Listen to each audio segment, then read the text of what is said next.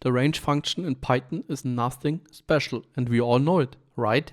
Let's see. Did you know you can use the range function to create a countdown? Therefore, we simply have to change the start and stop value and add a negative step.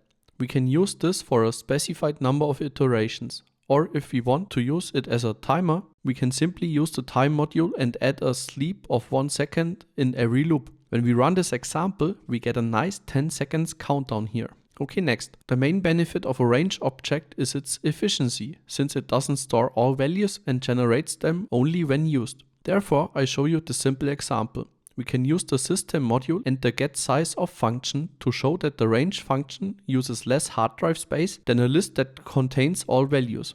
So in this example, we run the range function for 1 million values. In the second case, we store all values in a list.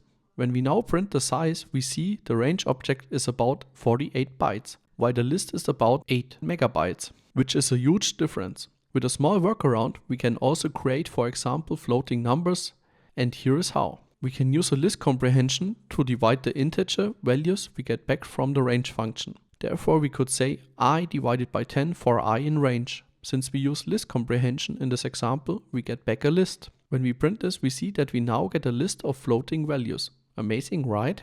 Did you know this? If so, here's another one.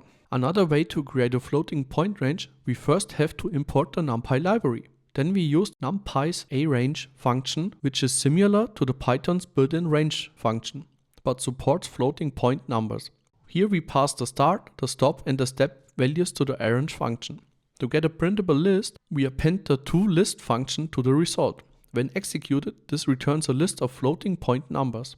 However, due to the floating point imprecision in binary representation, small errors may appear, such as the example 0.6 with a leading 1 instead of 0.6, because 0.2 cannot be precisely represented in binary, leading to minor inaccuracies in NumPy's arange output. Drop a comment if you didn't know all of them.